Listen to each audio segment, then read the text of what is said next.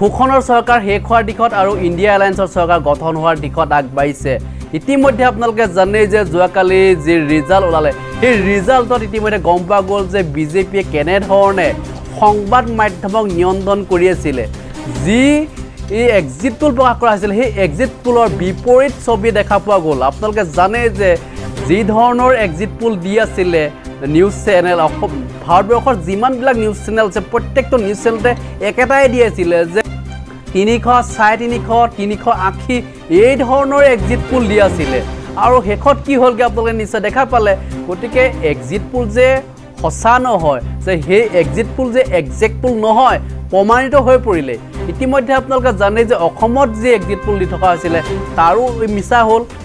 কেইটামান news channel মাত্ৰ এখন বা দুখন এখন দি আছিলে এতিয়া কি হ'ল তিনিখন আসনতো জয়লাভ কৰিলে তিনিখন আসনতো বৃহৎ জয়লাভ কৈ আছিল যে গৌৰৱ গগৈ কণ্টেষ্টত যেটো বৃহৎ প্ৰতিনিধিত্ব হ'ল কৈছিলে কিন্তু কিমান হ'লনো প্ৰায় 1,41,000 ভোটত জিকিবলৈ সক্ষম হ'ল গতিকে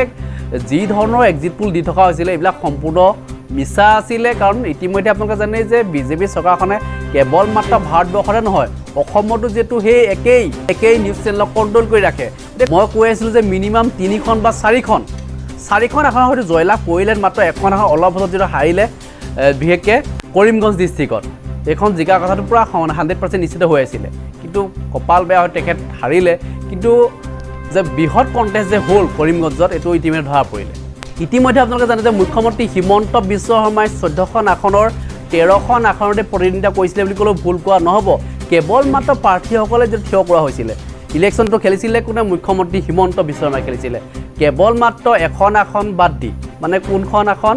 এতিয়া যেটো জয়লাভ কৰিলে সৰ্বানন্দ সোণোৱাল সেই এখন বাদ দি বাকি সকলোতে তেখেতে যেটো বহুত বেলেগ ধৰণে যুঁজ কৰিছিলে সেই যুঁজত তথাপিও সফল হ'ব নোৱাৰিলে মাত্ৰ 9খন আসন পাবলৈ সক্ষম হ'ল বিজেপিয়ে ইউপিপিএলে এখন অগপয় এখন টোটেল হ'ল 11খন বাকি 3খন কংগ্ৰেছৰ গতিকে মই কৈ আছিলোঁ আপোনালোকক যে যি ধৰণৰ ফলাফল আশা কৰা হৈছিলে যে 12খনৰ ভিতৰত 12খনে জিকিম বুলি কৈ আছিলে বিজেপিয়ে সেই 12খন ক'ত গ'ল তেওঁলোকৰ বিজেপিৰ মন্ত্ৰী বিধায়ক কৈ আছিলে যে গৌৰৱ গগৈ 3.5 লাখ ভোটত হাৰিব কোনোবাই কয় 4 লাখ ভোটত হাৰিব কোনোবাই কয় আকৌ 2.5 লাখ ভোটত হাৰিব এইবিলাক কথা ক'লে গ'ল পীযুষ হাজৰিকাই কৈ আছিলে যে যদিহে গৌৰৱ গগৈ জিকে মই পদত্যাগ কৰিম এতিয়া পদত্যাগ কৰিলে নাই কোৱা এতিয়া পীযুষ হাজৰিকাই পদত্যাগ কৰিলে নাই কোৱা এইটো আপোনালোকে খবৰটো জনাওক তেখেতক কওক যে আপুনি পদত্যাগ কৰিব নে নকৰিব শীঘ্ৰে পদত্যাগ কৰক কাৰণ তেখেতে এনেকুৱা ধৰণৰ মিছা কথা কৈ ৰাজনীতি কৰিব নালাগে কাৰণ এই কথাখিনি ইতিমধ্যে যোৰহাটৰ ৰাইজে গম পাইছে কাৰণ যোৰহাটৰ ৰাইজে পীযুষ হাজৰিকাক যেটো ভাল নাপায় জয়ন্তমূলক যেটো ভাল নাপায় তাৰে প্ৰমাণ ইতিমধ্যে গৌৰৱ গগৈ জয় আজি প্ৰাগ নিউজৰ মেজবেল অনুষ্ঠানত বৰ্ণালী ফুকনে এজন বিজেপি মুখপাত্ৰক কেনেধৰণে ধুইছে এবাৰ আপোনালোকে চাই লওক নমস্কাৰ মেজমেলৰ মজিয়ালে আপোনালোকক জনাইছো আন্তৰিক আদৰণি প্ৰিয় দৰ্শক নিৰ্বাচনৰ ফলাফল ইতিমধ্যে আপোনালোক সকলোৰে জ্ঞাত হৈছে আৰু আজিৰ মেজমেল নিৰ্বাচনী বিশেষ মেজমেল এই নিৰ্বাচনৰ ফলাফলে কেইটামান বিশেষ বাৰ্তা কঢ়িয়াই আনিছে অসম তথা ভাৰতবৰ্ষৰ জনগণলৈ প্ৰথম কথা অসমৰ বাবে এটা ডাঙৰ খবৰ যে বদৰুদ্দিন আজমল নামৰ মানুহজনৰ ৰাজনীতি এতিয়া প্ৰায় নিঃশেষ হৈছে বদৰুদ্দিন আজমল আৰু এতিয়া ৰাজনৈতিকভাৱে প্ৰাসংগিক শক্তি হৈ থকা নাই 2 নম্বৰ শাসক পক্ষৰ তীব্ৰ হেঁচা সত্ত্বেও গৌৰৱ গগৈ যোৰহাট সমষ্টিৰ পৰা বিপুল ভোটত বিজয়ী হৈ আহিছে 3 নম্বৰ যোৱা শনিবাৰে 1 জুনৰ দিনাখন এক্সিট পলত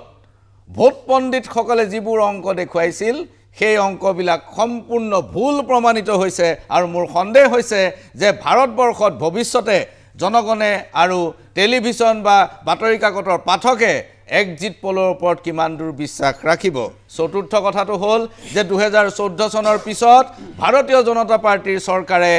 প্ৰথমবাৰৰ বাবে ডিপেন্ডেন্ট অৰ্থাৎ নিৰ্ভৰশীল চৰকাৰ গঠন কৰিবলৈ বাধ্য হৈছে এই মুহূৰ্তলৈকে আমাৰ হাতত যিখিনি তথ্য আছে তাৰ পৰা আমি ক'ব পাৰোঁ যে এতিয়ালৈকে বিজেপিয়ে 240খন আসনত অগ্ৰগতি লাভ কৰি আছে আৰু কংগ্ৰেছ দলে 99খন আসনত অগ্ৰগতি লাভ কৰি আছে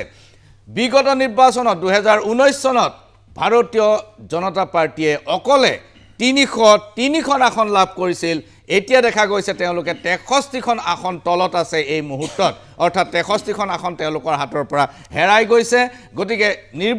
নিৰ্ভৰশীল হৈ পৰিব এতিয়া তেলেগু দেশম পাৰ্টি আৰু জনতা দল ইউৰ ওপৰত কাৰণ জনতা দল ইউৱে ইতিমধ্যে ২৭খন আসন লাভ কৰিছে আৰু তেলেগু দেশম পাৰ্টিয়ে ১৮খন আসন লাভ কৰিবলৈ সক্ষম হৈছে মানে অগ্ৰগতি লাভ কৰি আছে আজি নিশাটোৰ ভিতৰত এইখিনি সকলো ফলাফল স্পষ্ট হৈ পৰিব মেজমেলত আজি আমি নিমন্ত্ৰণ কৰিছো আমাৰ মাজত উপস্থিত আছে ভাৰতীয় জনতা পাৰ্টিৰ অসম ৰাজ্যিক কমিটিৰ অন্যতম শীৰ্ষ নেতা মুখপাত্ৰ ৰূপম গোস্বামী কংগ্ৰেছ দলৰ মুখপাত্ৰ বৰ্ণালী ফুকন অধিবক্তা উচ্চ ন্যায়ালয়ৰ অধিবক্তা শান্তনু বৰঠাকুৰ অসম গণ পৰিষদৰ মুখপাত্ৰ সুনীল ডেকা আৰু গুৱাহাটী বিশ্ববিদ্যালয়ৰ ৰাজনৈতিক বিজ্ঞান বিভাগৰ অধ্যাপক তথা নিৰপেক্ষ বিশ্লেষক বিকাশ ত্ৰিপাঠী মই পোনপ্ৰথমে ৰূপম গোস্বামীৰ ওচৰলৈ যাব খুজিছিলোঁ যে এতিয়া চৰকাৰ গঠন হ'ব অলপ পাছতে হয়তো মোদী ডাঙৰীয়া সদৰ কাৰ্যালয়লৈ আহিব বিদেশী বিজেপিৰ সদৰ কাৰ্যালয়লৈ অহাৰ কথা আৰু মোদী ডাঙৰীয়া সদৰ কাৰ্যালয়লৈ আহিলে তেখেতৰ ভাষণ আমি নিশ্চয় শুনিম এতিয়া এইবাৰ প্ৰথমবাৰৰ বাবে বিজেপিয়ে অন্য দলৰ লগত নিৰ্ভৰ কৰিব লাগিব আগতে লোক জনশক্তি পাৰ্টি ওলাই গৈছিল বিজেপিয়ে কিমান গুৰুত্ব দিয়া নাছিল আকালি দল ওলাই গৈছিল বিজেপিয়ে কিমান গুৰুত্ব দিয়া নাছিল টিডিপিৰ লগত আগতে এলায়েন্স আছিল পিছত ভাগি গৈছিল বিজেপিয়ে গুৰুত্ব দিয়া নাছিল কিন্তু এইবাৰ জনতা দল ইউ আৰু তেলেগু দেশম পাৰ্টিৰ ওপৰত নিৰ্ভৰশীল হ'ব লাগিব আপুনি কি কয় চাওক ইয়াৰ আগতো বাজপেয়ীৰ দিনৰ সময়তো মই বাজপেয়ীৰ কথা কোৱা নাই মই মোদী ৰিজিমৰ কথা কৈছোঁ কিন্তু আমি তেতিয়া আমি বহু দলৰ লগত আমি চৰকাৰ চলোৱা আমাৰ অভিজ্ঞতা আছে আৰু ভাৰতত এই যে এলায়েন্স এই এলায়েন্সৰ ৰাজনীতিটো ভাৰতীয় জনতা পাৰ্টিয়ে পোনপ্ৰথমবাৰৰ পৰা আৰম্ভ কৰিছে গতিকে আমি এলায়েন্সৰ ধৰ্ম কেনেকুৱা আমি কেনেকৈ কৰিব লাগে এইটো আমি জানো আৰু আমাৰ ওপৰত সেই দলবিলাকৰো বিশ্বাস আছে আমি কাকো এৰি দিয়া নাছিলোঁ যিবিলাক দল ওলাই গৈছিল তেওঁলোকে নিজৰ বিভিন্ন কাৰণত বিভিন্ন ক্ষেত্ৰত কেতিয়াবা কিছুমান লোকেল ইছ্যু থাকে যিটো ক্ষেত্ৰত তেওঁলোকে কম্প্ৰমাইজ কৰিব নোৱাৰে তেনেধৰণে যেনেকৈ টিডিপি ওলাই গৈছিল আকৌ এইবাৰ আমাৰ লগত এনডিএত তেওঁলোক যোগ হ'ল গতিকে তেনেকুৱা ধৰণৰ থাকে মই ভাবোঁ বৰ বিশেষ অসুবিধা নহ'ব কিন্তু এটা চবতকৈ ডাঙৰ কথা মই ভাৰতৰ লগতে অসমৰ জনগণক মই ধন্যবাদ জ্ঞাপন কৰিব বিচাৰিছোঁ ভাৰতৰ জনসাধাৰণে যেনেধৰণে নৰেন্দ্ৰ মোদী ডাঙৰীয়াৰ ওপৰত বিশ্বাস ৰাখি তৃতীয়বাৰৰ বাবে তেওঁক আকৌ প্ৰধানমন্ত্ৰী হোৱাৰ এক সুযোগ প্ৰদান কৰিছে তাৰ বাবে মই ভাৰতৰ সকলো জনসাধাৰণক ধন্যবাদ জ্ঞাপন কৰিছোঁ তাৰ লগতে আমাৰ মাননীয় মুখ্যমন্ত্ৰী অসমৰ ডক্টৰ হিমন্ত বিশ্ব শৰ্মাৰ নেতৃত্বত আমি 9ৰ পৰা 11খন চিট পাবলৈ অসমতে সক্ষম হ'লোঁ আৰু সেইটো এটা আমাৰ কাৰণে সুখবৰ গতিকে মই অসমবাসী আৰু ভাৰতবাসী সকলোকে আপোনালোকৰ এই চেনেলৰ যোগেৰে ধন্যবাদ জ্ঞাপন কৰিব বৰ্ণালী ফুকন আপুনি কওক যে বিজেপিয়ে বিগত 2019 চনৰ নিৰ্বাচনত 3খন আসন লাভ কৰিবলৈ সক্ষম হৈছিল আৰু এতিয়ালৈকে অহা ফলাফল অনুসৰি তেওঁলোকৰ অগ্ৰগতি 240খনত সীমাবদ্ধ আছে এই প্ৰসংগটো আপুনি কি ধৰণে গ্ৰহণ কৰিছে চাওক আমি প্ৰথমতে মই জনগণৰ জনাদেশক নতশিৰে মই ধন্যবাদ জনাইছোঁ যে আমি যেনেদৰে আজিলৈকে জনতাৰ হৈ মাত মাতি আছিলোঁ ভৱিষ্যতে আমি জনগণৰ হৈ কাম কৰি যাম আৰু কংগ্ৰেছ তথা ইণ্ডি এলায়েন্সৰ আমাৰ যিটো নেৰেটিভ আছিলে যিটো আমি গ'ল ছেট কৰিছিলোঁ যে ইণ্ডি এলায়েন্সক আপোনাৰ আমি যোনখিনি জেগালৈ লৈ যাব লাগে সেইখিনি জেগালৈ লৈ যাবলৈ আমাক জনতাই যথেষ্টখিনি সহায় কৰিছে লগতে আমাৰ যোনটো গ'ল আছিলে যে বিজেপিক আমি 272ৰ তলতে আমি ৰাখিম আৰু সেই কথা ইতিমধ্যে স্পষ্ট হৈ পৰিছে যেনেকৈ বহুত ধৰণৰ স্পেকুলেশ্যনছবোৰ আহি গৈছিলে যেনেকৈ এক্সিট পল অহাৰ পিছতো বহুতে বহুত কথা কৈছিলে কিন্তু এক্সিট পলবোৰ কেনেকৈ আহিছিলে সেই কথা আমি ইতিমধ্যে আমাৰ দলৰ নেতাই কৈছিলে যে this is not the exit poll but it's a Modi poll আৰু এই কথাটো এতিয়া স্পষ্ট হৈ গৈছে এইটো মোদী পলো নাছিলে ইটছ এ মোদী এক্সিট পল মোদী ডাঙৰীয়াৰ এক্সিট হোৱাৰ সেই পল আছিলে আৰু সেই এক্সিট হোৱাৰ আগে আগে আমাৰ মোদী ডাঙৰীয়াৰ একেবাৰে বিশ্বস্ত যিগৰাকী বন্ধু আদানী সেই আদানীক অকণমান আৰু ধনী কৰি থৈ যাওঁ বুলি তেনেকুৱা ধৰণৰ কিছুমান কথা ওলাইছে যে যেতিয়া এক্সিট পল আহিলে আদানীৰ যিবোৰ শ্বেয়াৰ আছিলে সেই ষ্টকবোৰ বাঢ়ি গ'ল এৰাউণ্ড 19 to 20% এনেকৈ বৃদ্ধি হোৱা দেখা পাইছে আৰু ৰিজাল্টৰ লগে লগে গিৰাৱতো দেখা পাইছে গতিকে ভাৰতবাসীয়েও গম পায় যে এই এক্সিট পলটো কি কাৰণে দিছিলে আৰু লগতে এতিয়া কথাটো হৈছে যে আমি এটা কথা স্পষ্ট যে বিজেপি জয় হোৱা নাই কিন্তু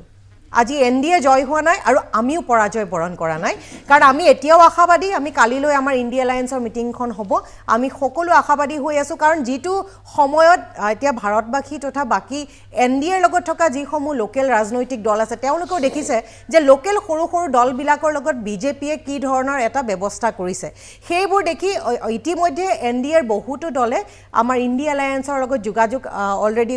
আছে যোগাযোগ কৰিছে যোৱাকালিৰ পৰা যোগাযোগ অব্যাহত আছে আৰু আমি একেবাৰে আশাবাদী কাৰণ এইবাৰ ইণ্ডিয়া এলায়েন্সৰ চৰকাৰখন আমি কালিলৈ গঠন কৰিবলৈ সক্ষম হ'ম আৰু এটা কথা খুব জৰুৰী কথা যে ইমান দিনে কিন্তু মোদী চৰকাৰহে চলি আছিলে এনডিএ চৰকাৰ চলা নাছিলে আজি মোদী ডাঙৰীয়া তথা বিজেপিয়ে আজি এনডিএক মনত পেলোৱা বাৰুকৈ আমি দেখা পাইছোঁ মই শান্তনু বৰঠাকুৰৰ কাষলৈ আহিব খুজিছোঁ বৰ্ণালী ফুকন এটা ইংগিত দিছে আমি তৰ্কৰ খাতিৰত আলোচনাৰ খাতিৰত মই ধৰি লৈছোঁ যে ইতিমধ্যে দুপৰীয়াৰ পৰা এটা খবৰ ওলাইছে যে টিডিপিৰ চন্দ্ৰবাবু নাইডুক প্ৰধানমন্ত্ৰীত্ব যচা হৈছে আৰু জনতা দল ইউ নীতিশ কুমাৰক উপ প্ৰধানমন্ত্ৰীত্বৰ পদ যচা হৈছে যাতে তেওঁলোক ইণ্ডিয়া এলায়েন্সলৈ আহে আৰু চৰকাৰ গঠনত সহায় কৰে এইটো সম্ভৱ হ'বগৈ পাৰে বুলি আপুনি ভাবেনে এইটো মেণ্ডেটৰ পিছত চাওক মই যিমান দূৰ মোৰ মানে হেৰিয়াৰ পৰা ক'ব পাৰোঁ যে মই সেইটো সম্ভৱ হ'ব বুলি মই প্ৰথম কথা নাভাবোঁ কিন্তু ধৰক বিশেষকৈ চন্দ্ৰবাবু নাইডুৰ ক্ষেত্ৰত চন্দ্ৰবাবু নাইডুৱে এটা এলায়েন্স কৰি বিজেপিৰ লগত এখন চৰকাৰ কৰিছে তাত আপোনাৰ সফলতাও লাভ কৰিছে কিন্তু নীতিশ কুমাৰৰ ক্ষেত্ৰত কথাটো কোৱাটো টান নীতিশ কুমাৰৰ আগৰ যি ইতিহাস গতিকে তেওঁ সেই ইতিহাসৰ পৰা এই কথাটো ক'ব নোৱাৰি যে তেওঁলোকে বিজেপিৰ লগতে থাকিব কেইবাবাৰো যিটোৰ কাৰণে তেওঁৰ নামেই পাল্টুৰাম হৈছে গতিকে কেইবাবাৰো তেওঁৰ দল সলাইছে হেৰি কৈছে আজিও এনেকুৱা এটা ঘটনা ঘটিছে আপোনাৰ ঘটি থাকোঁতে প্ৰায় 3-4:30 বজাত যেতিয়া বিজেপি দলৰ উপ মুখ্যমন্ত্ৰী সম্ৰাট চৌধুৰী তেওঁ বোলে ৰাজ্যিক সভাপতিও যেতিয়া গৈছে প্ৰথমবাৰ তেওঁ লগ কৰা নাই লগ নকৰি ঘূৰাই পঠিয়াইছে পিছৰবাৰ লগ কৰিছে গতিকে তেনেকুৱা ধৰণৰ সম্ভাৱনা আছে কিন্তু অকল যদি নীতিশ কুমাৰ এফালে আহে তেতিয়াহ'লে ইণ্ডিয়া মানে কোৱালিশ্যনৰ কাৰণে চৰকাৰ গঠন কৰাটো সম্ভৱ নহ'ব এই দুয়োটা শক্তি যদি একেলগে আহে তেতিয়াহে চৰকাৰ গঠন কৰাটো সম্ভৱ হ'ব কিন্তু মই মোৰ দৃষ্টিত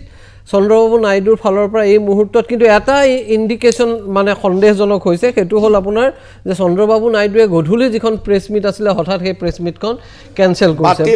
বাতিল কৰিছে গতিকে ভিতৰত যদি কিবা এটা এনেকুৱা ধৰণৰ পাৰমুটেশ্যন আৰু কম্বিনেশ্যন চলিছে ক'ব নোৱাৰোঁ কিন্তু ঐতিহাসিকভাৱে আপুনি দুটা কথা খালি চাব লাগিব যে 2019 ইলেকশ্যনৰ আগলৈকে চন্দ্ৰবাবু নাইডু আছিল আপোনাৰ বিৰোধী ঐক্যৰ প্ৰধান প্ৰবক্তা বিজেপিৰ বিৰুদ্ধে আৰু 2024 আগে আগে নীতিশ কুমাৰ আছিল বিৰোধী ঐক্যৰ প্ৰধান প্ৰবক্তা অৰ্থাৎ তেওঁলোকৰ লগত মোদী বা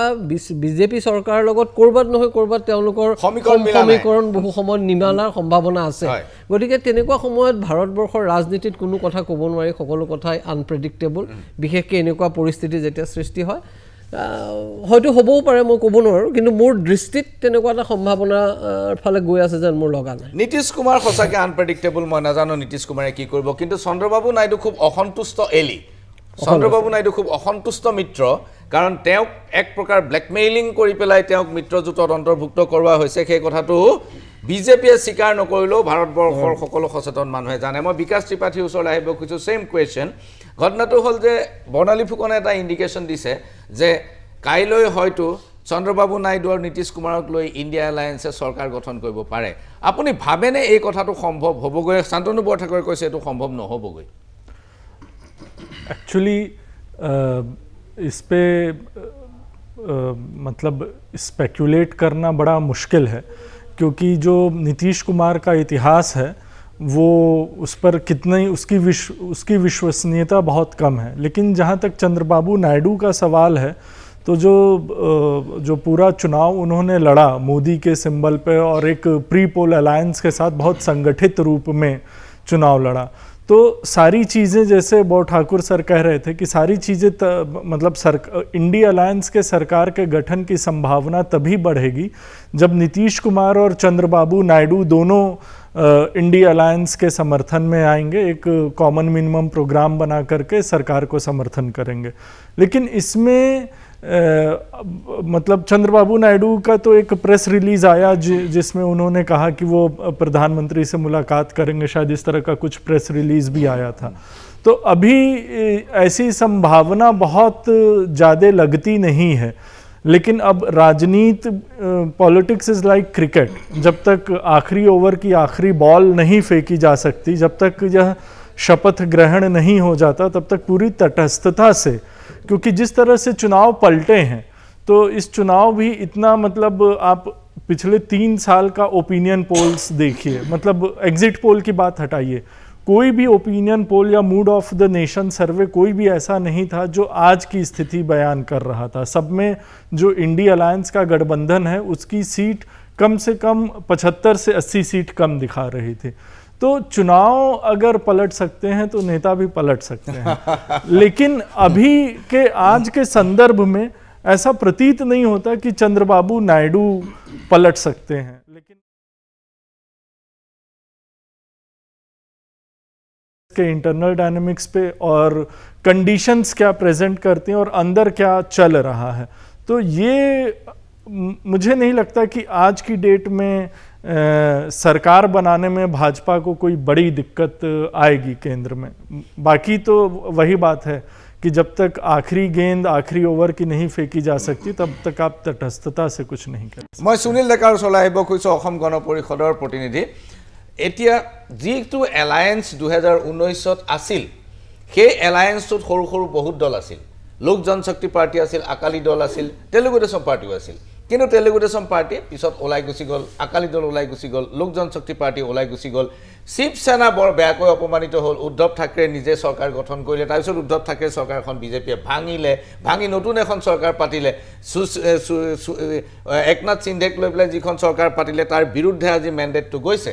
এতিয়া আজি যিটো ফলাফল আহিছে তাৰ পৰা দেখা গৈছে যে বিজেপি দলৰ চৰকাৰখন এনডিএ চৰকাৰখন এবাৰ প্ৰকৃত অৰ্থত এলায়েন্সৰ চৰকাৰ হ'বলৈ বাধ্য, কাৰণ ইয়াৰ সংখ্যা একেবাৰে কম হৈ আহিছে। নিজে যথেষ্ট আসন হেৰুৱাইছে। ইউপিৰ নিচিনা ঠাইত, মহাৰাষ্ট্ৰৰ নিচিনা ঠাইত, বংগৰ নিচিনা ঠাইত তেওঁলোকে বৰ বেয়াকৈ বিধ্বস্ত হৈছে। এনেকুৱা অৱস্থাত অসম গণ পৰিষদ এজন মাত্ৰ সাংসদ আপোনালোকৰ সংসদলৈ যাব, ইতিমধ্যে অগ্ৰগতি যথেষ্ট লাভ কৰিছে। আপোনালোকৰ যি দৰদামৰ যিটো ৰাজনীতি, এই দৰদামৰ ৰাজনীতিত আপোনালোকৰ এইবাৰ ভাল হ'ব বুলি আপুনি ভাবেনে? নাই, এইবাৰৰ নিৰ্বাচনটোত মই ভাবোঁ যে অসম গণ পৰিষদৰ কাৰণে যথেষ্ট ভাল পাম অখিল গগৈ, কাৰণ 2009 চনৰ পিছত আমি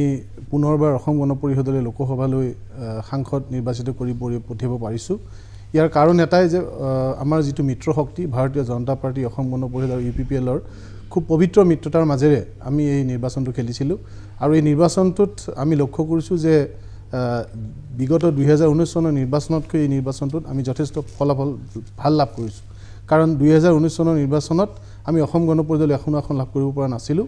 আৰু UPPL বা আঞ্চলিক দল, কোনো এটা আঞ্চলিক দলে মিত্ৰজোঁটত থকা কোনো এটা আঞ্চলিক দলে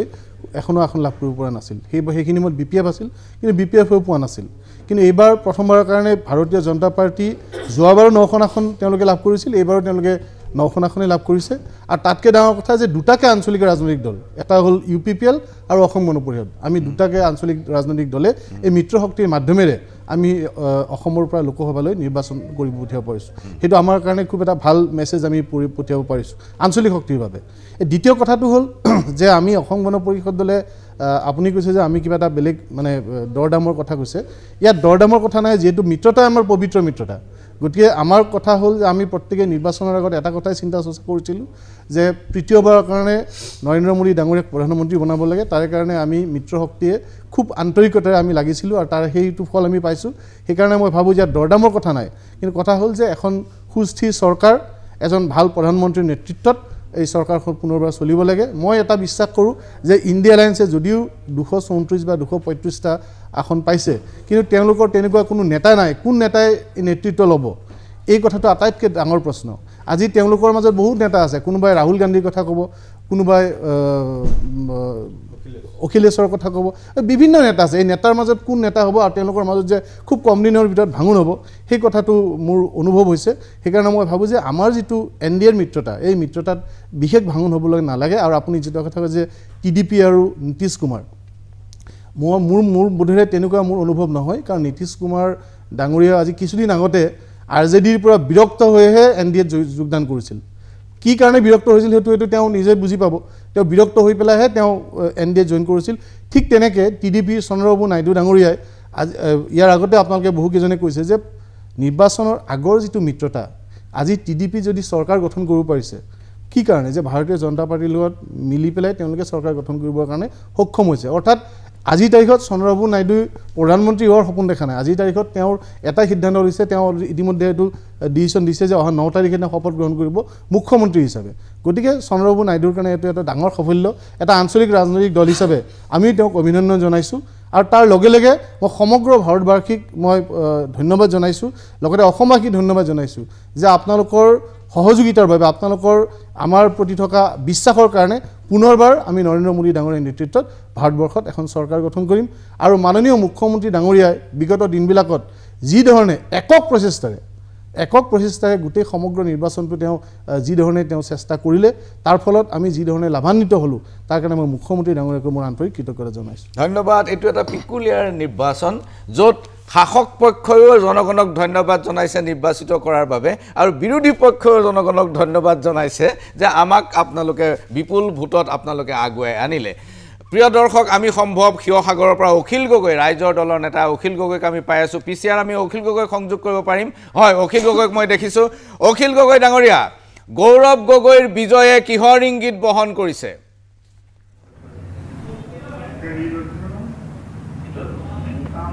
মই গৌৰৱ গগৈ বিজয় সম্পৰ্কে কোৱাৰ আগতে আপোনাক এটা কথা কৈ ল'ব খুজিছোঁ যে এইবাৰৰ 2024 চনৰ লোকসভা নিৰ্বাচনটোৱে আচলতে ভাৰতৰ সংবিধানখনক ভাৰতৰ গণতান্ত্ৰিক ব্যৱস্থাটোক ভাৰতবৰ্ষত গঢ়ি উঠা ক্ৰম বিকাশমান যিটো স্বৈৰতন্ত্ৰ তাৰ বিপৰীতে আমাৰ দেশৰ গণতন্ত্ৰক আৰু আমাৰ দেশৰ সংবিধানখনক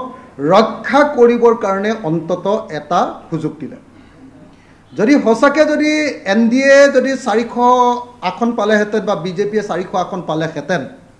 আমি সকলোৱে জানো গোটেই ভাৰতবৰ্ষৰ মানুহে জানো জনা বুজা মানুহ সকলোৱে আমি উপলব্ধি কৰিছিলোঁ যে আমাৰ দেশৰ গণতান্ত্ৰিক ব্যৱস্থাটো আৰু হৈ নাথাকিলেহেঁতেন গণতান্ত্ৰিক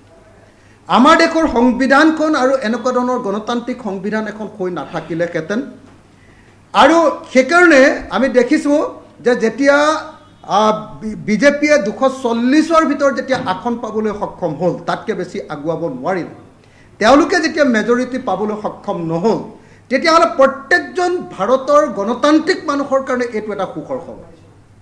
যে অন্তত পক্ষে বিজেপিয়ে তেওঁলোকৰ ইচ্ছামতে আমাৰ দেশৰ গণতান্ত্ৰিক ব্যৱস্থাটোক ধ্বংস কৰি আমাৰ দেশখনক স্বৈৰতান্ত্ৰিক কৰিবৰ কাৰণে আমাৰ দেশক সাম্প্ৰদায়িক ফেচিবাদী এখন দেশত পৰিণত কৰিবৰ কাৰণে আমাৰ দেশৰ প্ৰত্যেকজন মানুহৰ বাক স্বাধীনতা হৰণ কৰিবৰ কাৰণে আমাৰ দেশৰ প্ৰত্যেকটো সম্পদক এফালৰ পৰা বিক্ৰী কৰি দিবৰ কাৰণে আৰু আমাৰ দেশৰ বস্তুৰ সাংঘাতিক ধৰণৰ মূল্য বৃদ্ধিৰ কাৰণে বিজেপিয়ে যি কুপ্ৰচেষ্টা কৰি আহিছিলে সেই প্ৰচেষ্টাত অন্তত পক্ষে কিছু পৰিমাণে হ'লেও এতিয়া জটি পৰিব এতিয়া আগৰ নৰেন্দ্ৰ মোদীৰ যিটো দাদাগিৰি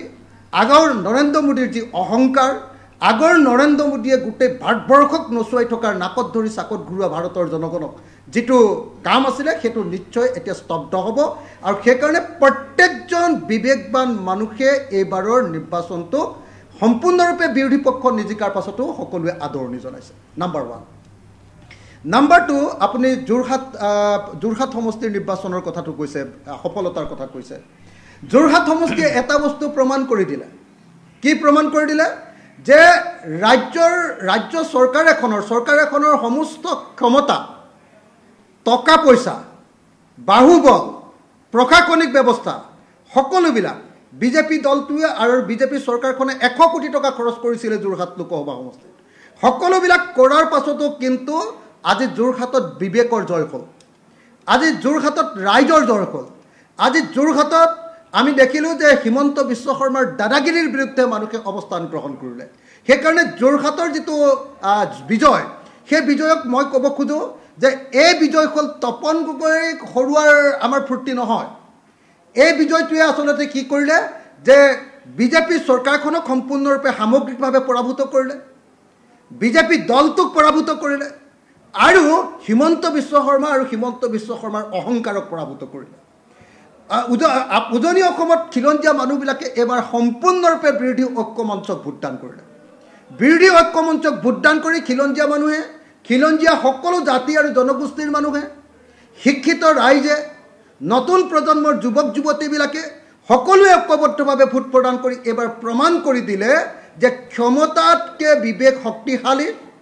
ধন টকা পইচাতকৈ মানুহৰ হৃদয় মানুহৰ দেশৰ প্ৰতি ভালপোৱা মানুহৰ জাতিৰ প্ৰতি আবেগ আৰু মানুহৰ এই যে গণতন্ত্ৰৰ প্ৰতি যিটো আবেগ সেই আবেগটো বেছি শক্তিশালী সেইটোকে প্ৰতিপন্ন কৰিলে আৰু সেইকাৰণে মই ভাবোঁ যে যোৰহাটৰ এই বিজয় সমগ্ৰ অসমৰ গণতান্ত্ৰিক ব্যৱস্থাটোৰ কাৰণে এটা অত্যন্ত গুৰুত্বপূৰ্ণ বিজয় আনহাতে মই তৃতীয় কথাটো কৈ দিব খুজিছোঁ তৃতীয় কথাটো হ'ল যে বদৰুদ্দিন আজমল ডাঙৰীয়াৰ যিটো পৰাজয়, বদৰুদ্দিন আজমল ডাঙৰীয়াৰ পৰাজয়টো অসমৰ ৰাজনীতিৰ এটা ঐতিহাসিক ঘটনা। বদৰুদ্দিন আজমল ডাঙৰীয়াক দেখুৱাই আপোনালোকে সকলোৱে আমি জানো যে বিজেপি দলে অসমত সাম্প্ৰদায়িক আৰু ফেচিবাদী ৰাজনীতি কৰি আহিছিলে। এফালেদি এটা মুছলমান সাম্প্ৰদায়িক মৌলবাদী দল আছিলে, আনফালেদি এটা হিন্দু সাম্প্ৰদায়িক মৌলবাদী দল বিজেপি। এই দুইটা দলে সদায় হিন্দু মুছলমানৰ ৰাজনীতি কৰি আহিছিলে। কিন্তু ধুবুৰীৰ মানুহে সিদ্ধান্ত গ্ৰহণ কৰিলে যে আৰু এই কথা আমি সদায় কৈ থাকিবলৈ নিদিওঁ। গতিকে উজনিৰ খিলঞ্জীয়া মানুহৰ যি ধৰণৰ এটা অত্যন্ত গুৰুত্বপূৰ্ণ ভূমিকা এই নিৰ্বাচনত দেখা গ'ল, তেনেকৈ নামনি অসমৰ মুছলমান সমাজৰো এটা অত্যন্ত গুৰুত্বপূৰ্ণ সিদ্ধান্ত হ'ল যে আমি আমাৰ ৰাজ্যখনত সাম্প্ৰদায়িকতাক সদায় বিৰাজমান হৈ থাকিবলৈ নিদিওঁ, আমি সাম্প্ৰদায়িকতাক পৰাভূত কৰিম। আৰু সেইকাৰণে মই ভাবোঁ যে 2024 চনৰ লোকসভা নিৰ্বাচনে বিৰোধী ঐক্যমঞ্চৰ কাৰণে 2026 চনৰ বিধানসভা নিৰ্বাচনৰ সফলতাৰ দুৱাৰখন খুলি দিলে। মই সেইকাৰণে ভাবোঁ যে 2024 চনৰ নিৰ্বাচনে অসমৰ ৰাজনীতিৰ এটা পথ পৰিৱৰ্তন আনিলে। হিমন্ত বিশ্ব শৰ্মা অপ্ৰতিৰোধ,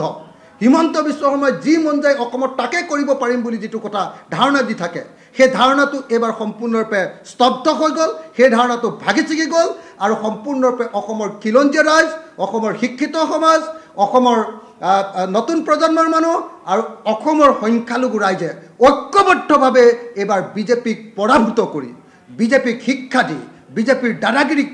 শিক্ষা দি এইবাৰ অসমত এটা নজিৰ সৃষ্টি কৰিলে। আপুনি অখিল গগৈ লাইনত থাকিব, অনুগ্ৰহ কৰি অলপ সময় আমাক দিব, আমি আলোচনা চলাই থাকিম। এইখিনিতে লৈছোঁ ক্ষণিক সময়ৰ বাণিজ্যিক বিৰতি, চাই থাকিব।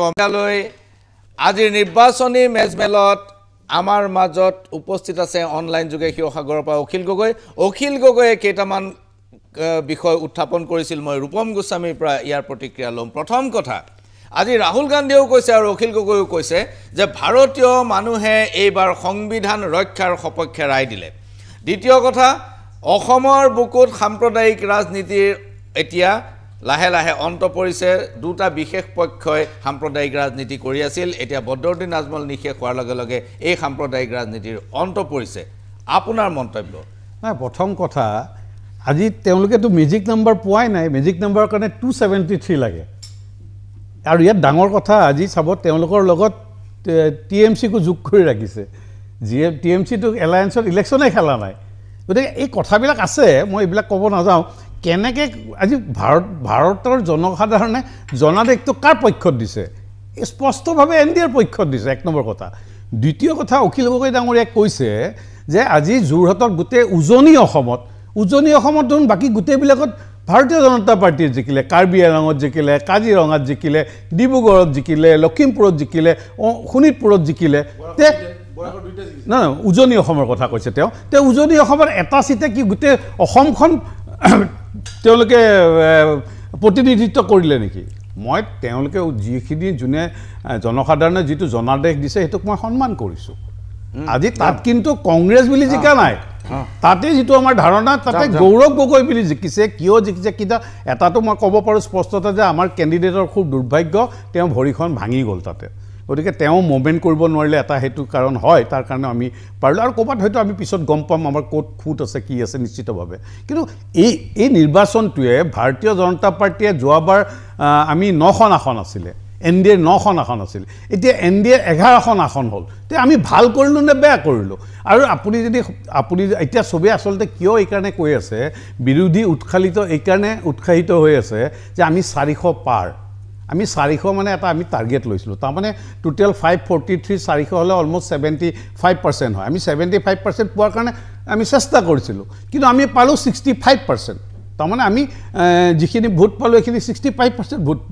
আমি মাৰ্কছ পালোঁ। গতিকে তথাপিও আমি চবতকৈতো ওপৰত আছোঁ নহয়। ক'ত আমি ছিংগুল পাৰ্টি হিচাপে আমি 240, কংগ্ৰেছ 100, কিমান ডিফাৰেঞ্চ? গতিকে তাৰপিছতো কিয় তেওঁলোকে উৎসাহিত কৰিছে? আমাক এনেকুৱাকৈ কৈছে মোদীৰ কাম নাই, বিজেপিৰ কাম নাই, এনেকুৱা ধৰণৰ কথাবিলাক কৈছে। মই আচৰিত, এইটো জনাদেশক তেওঁলোকে সন্মান কৰিছে নে অসন্মান কৰিছে? অখিল গগৈ আপুনি লাইনত আছে, অখিল গগৈ আপুনি লাইনত আছে, অনুগ্ৰহ কৰি আপোনাক মই সুধিম যে ৰূপম গোস্বামীয়ে কৈছে যে আপুনি জনাদেশক অসন্মান কৰিছে, আপুনি কি কয় অখিল গগৈ? মানে দেশৰ জনাদেশক যদি কোনোবাই অপমান কৰিছিলে সেইটো হ'ল বিজেপিয়ে জোৰ কৰি এইবাৰ দেশৰ জনাদেশক বিপথে পৰিচালিত কৰিব খুজিছিলে আৰু দেশৰ বহুত সংবাদ মাধ্যমক তেওঁলোকৰ লগৰীয়া কৰি এটা ভুৱা এক্সিট পোল দিও মানুহক সম্পূৰ্ণৰূপে কনফিউজ কৰি দি তেওঁলোকে চলে বলে কৌশলে ক্ষমতা ল'বলৈ খুজিছিলে কিন্তু ভাৰতৰ জনতা ইমান সচেতন আৰু সজাগ হৈ পৰিলে এটা কথা ভাৰতৰ জনতাই উপলব্ধি কৰিলে যে নৰেন্দ্ৰ মোদী বোলা মানুহজনক যদিও ভাৰতৰ জনতাই বিশ্বাস কৰিছিলে আসলতে তেওঁ এজন বিশ্বাসযোগ্য মানুহ নহয় তেওঁৰ ওপৰত দেশৰ শাসনভাৰ দিয়াটো কেতিয়াও বিশ্বাসযোগ্য নহয় যদিও এই মুহূৰ্তত নৰেন্দ্ৰ মোদী সেইকাৰণে আমি দেখিবলৈ পালোঁ যে এই মুহূৰ্তত নৰেন্দ্ৰ মোদী প্ৰধানমন্ত্ৰী হোৱাৰ সম্ভাৱনাই প্ৰায় নাই আজিৰ দিনটোত হয়তো যদি যিকোনো মুহূৰ্তত 240টা যেতিয়া সিট পাইছে প্ৰধানমন্ত্ৰী যদি হয়ও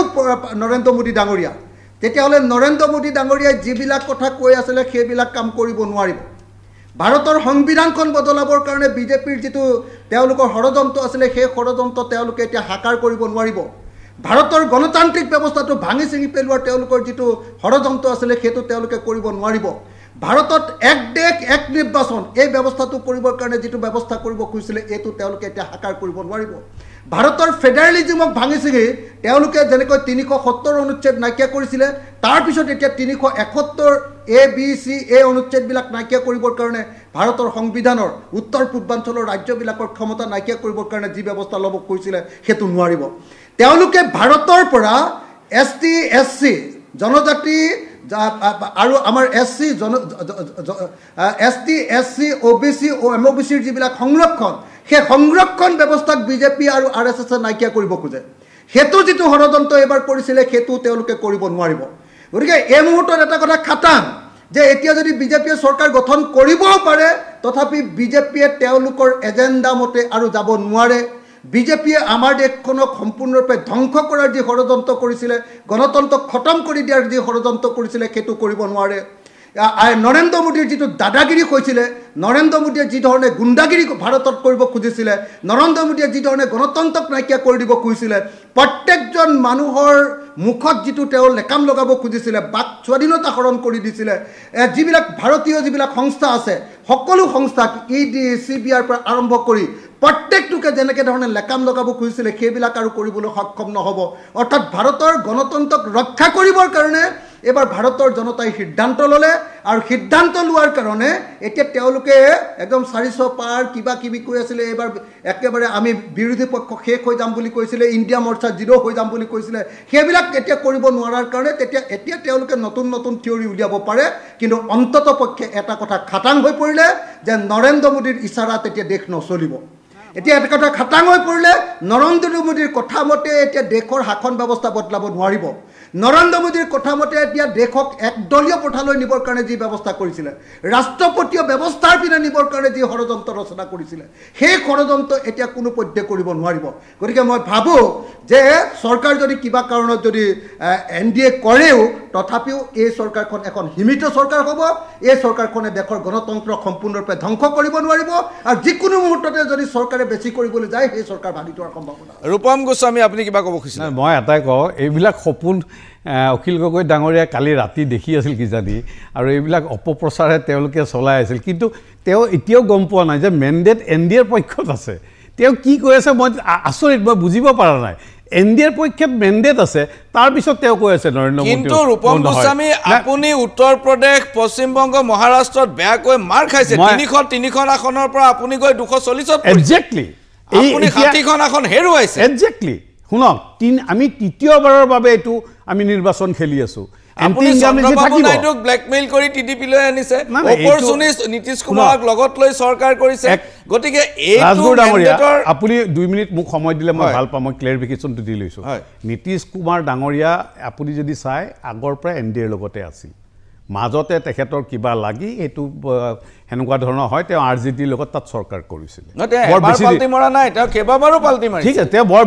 বেছি দিন তাত নাছিলে আৰু টিডিপি আপুনি ব্লেকমেইল কৰিছে টিডিপিও আমাৰ লগতে তেওঁ যদি এনডিএ কনভেনৰ আছিল আমাৰ চন্দ্ৰবাবু নাইডিয়া ডাঙৰীয়া গতিকে তেখেতে সেই সময়ত কিবা এটা তেওঁলোকৰ কিছুমান যেনেকৈ আজি আকালি দল আমাৰ পৰা ওলাই গ'ল এটা নিজৰ লোকেল ইছ্যুৰ লগত সেইটো নিমিলিল আমাৰ সৰ্বভাৰতীয়ৰ লগত সেইকাৰণে ওলাই গ'ল গতিকে আমিতো কাকো খেদা নাছিলোঁ গতিকে এণ্টি ইনকামেঞ্চি আছে তৃতীয়বাৰৰ কাৰণে নিশ্চিতভাৱে হ'ব চাওক নেহেৰু ডাঙৰীয়াৰ পিছত যদি তৃতীয়বাৰৰ পৰা প্ৰধানমন্ত্ৰী হ'ব নৰেন্দ্ৰ মোদী ডাঙৰীয়া এইটো আপোনাক মই ধুৰূপ আৰু স্পষ্টতাৰে এইটো এটা গুৰুত্বপূৰ্ণ কথা মই দুই লাইন মোক কৈ ল'ব দিয়ক আজি এই ইয়াত এনেকুৱা এটা ধাৰণা দিব গৈছে আজি অসমত 14খন আসনৰ ভিতৰত এনডিএৰ লগত 11খন আছে কংগ্ৰেছত যোৱাবাৰ 3খন আছিল 3খনেই আছে ক'ত আমি বেয়া কৰিলোঁ আমিতো ভালে কৰিলোঁ গতিকে এতিয়া আমাক এটা অখিল গগৈ ডাঙৰীয়াই এনেকুৱা এক ধাৰণা দিব বিচাৰিছে আমি যে যোৰহাট হাৰিলোঁ আমিতো বৰপেটা জিকিছোঁ আমিতো কোকৰাঝাৰ জিকিছোঁ আজি বৰপেটা সমষ্টিটো যিটো কিমান বছৰৰ মূৰত আজি উদ্ধাৰ কৰিবলৈ আমি সক্ষম হৈছোঁ তাৰ দখলত নাই সমষ্টিটো বেলেগ হ'ল সমষ্টিটো